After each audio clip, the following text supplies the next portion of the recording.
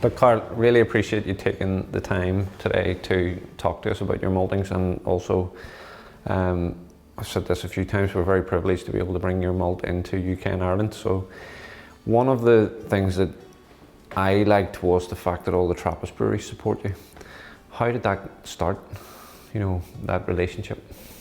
It started many, many years ago. It's something that you cannot create on a year or on 2 years. It's for decades we supply them. Yeah. West Malt, for example, they are not so far away from here. Yeah. So logically, in the past, it was normal that the maltings in the surrounding of West Malt would supply them. But we also supply to Chimay or Orval or West-Vleteren, and they are on the other end of the country. Yeah. So it grew during the years. Of course, the less maltings there were, the easier it was, but in the end we supply them for many years, and they are for us reference customers, of course. They have high quality standards, really they have, and on their malts, but on everything, on the beer as well. You have to know that the Trappist brewery, for example, the earnings they have, or they invest it into the brewery, or they give it away to charity. So when you enter a Trappist brewery, you will see really state-of-the-art breweries, which are state-of-the-art, and everything is well maintained, and very good equipment to make quality beers.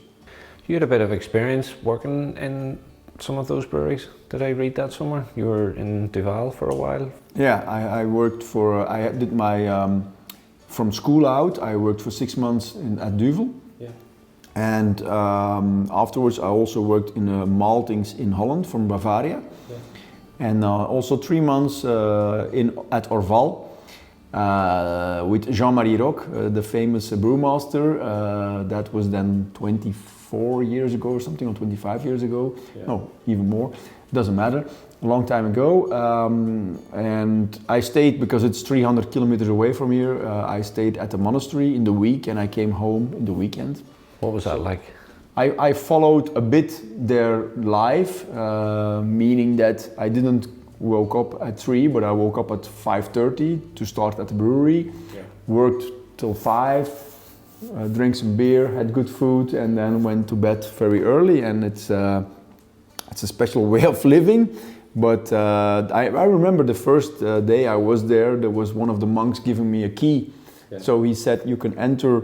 You can leave the monastery in the evening. So the first evening I thought, okay, I'm gonna drink a beer somewhere, but it's in the middle of the woods. So it's okay. Now they have a pub, but it's only open in the daytime. And I walked a lot there, and I learned a lot because I followed every step of the brewing process. I was 1 week at the brew house, 1 week in the filtration, 1 week in the fermentation, lagering, all steps of the brewery, or 2 weeks in the lab. And I learned a lot about brewing. I already did that at Duvel, so I have good connection with both breweries, and we're proud to say that we're still supplying them a lot of malt. Yeah. One of the things that I've noticed with the Belgian beer is it is very much malt and maybe yeast driven, you know, the esters and the phenolics that come off the yeast, but malt plays a critical role. Now, it's the backbone of all beers, I get that, but there's a hazy, hoppy phase sweeping America. It's now coming into the UK as well, but this is still, it's predominantly about malt. Yeah, you see some breweries that are following a little bit the trend of the hoppy beers. Some nice balanced IPAs, not the real hard ones, you don't find them in Belgium, but there are some nice balanced beers like Musketeers. That's a very nice IPA, I think. Different ones, but it's true that you say that they're still very malt and yeast driven breweries. You see that on the different styles of beers as well.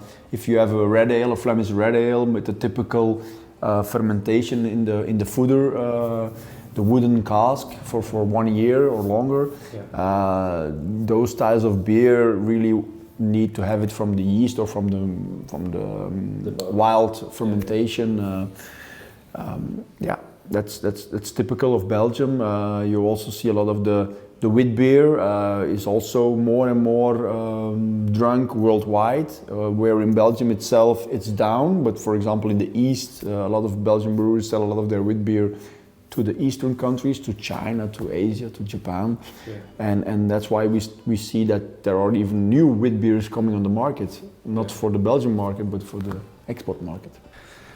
And you have a diverse range of malts, obviously, great selection of base malts and specialty malts. Tell us a little bit about, I don't want you to go through every malt because we haven't time obviously today, but what are your favourites? What would you focus on? What would you recommend that our customers try? Yeah, what's very typical to our Pilsen base malt is that it is a well-modified malt physically, but on soluble protein it stays pretty down because it stays pretty low. Because most of our customers want really that low boiling color of the beer and a low colored beer. If you have, for example, you're drinking now the Extra, if you drink a Duvel, if you drink, they are really very blonde, light colored beers. This is typical to our malt, Pilsen malt. Another malt that we really sell more and more is the wheat malt. It is not only for the wheat beer, but also for some triple or some more grain beers. We see the trend more and more to more grains used in beer. So this is also an interesting malt. Of course, on the kiln, the aromatic malt, which is a malt used a lot in different styles of beer. We see it used in the red ale. We see it used in some Trappist beers, some dark abbey beers. A good one, we go up to 150 EBC on the kiln. So we have the Aroma 150, which is one of the darkest malts I think you standardly made on the kiln. This is normally typically made in the roaster, but we managed to make it on the kiln. It has this sweet, not very sweet, but it's a mixture between sweet and sour taste. A very flour taste as well. It's not sugar, but it's that difference between sweet and sour, because the pH is very low of that malt. The renominated malts we have Special B and Biscuit, both made on the drum. Special B is a double. It's caramel malt, first made from green malt, and then afterwards it's double roasted, so it's again made in the drum. With this typical taste, some people like to explain that in a dark beer it gives this raisin taste, this dark burnt sugar raisin type of taste. Then the Biscuit malt is a slightly toasted malt. It means we start with finished malt and then it's cleaned and then it's put in the roaster and it's slightly toasted to a lower temperature, so it's not at all burnt taste like the chocolate or the black malt. It's a very bready, aromatic, very malty, toffee taste. And then of course we have the special ones like the caramelized wheat malt and the chocolate rye or toasted rye malts, which are used in very small amounts into some stout beers or some real dark heavy beers, where they give this extra hint or this extra touch. You also have, we were smelling it earlier in the sample, jars in the little box, just a peeled roasted barley, which is a very unusual product. So take us through how that's created. Not really malted, to be honest. It's barley which we peel. We take off the husk, and then it's roasted like black malt, so really hard roasted. But it gives you another touch. The taste, if you taste it just on the malt, on the grain, you'll have another aspect. And what we see now, of course, when you take off the husk, the most of the bitterness of the malt is just underneath the husk. The husk itself and just underneath has the more bitterness. So if you take it off, it gives you another kind of, the bitterness is lower and it's more smooth. We see now more and more breweries who are using the black malt or the roasted malt or the chocolate malt, that they sometimes switch or that they use it as a color correction, because it's up till 0.5%, 1%, you can use it without tasting it in the beer. So sometimes a brewer who really wants to do this correction on his color and really make this color straight away through the year uses this, the peeled roasted barley or some chocolate malt as a correction on that. Yeah, and there's quite a range of caramel malts from very low color, you know, obviously going up through.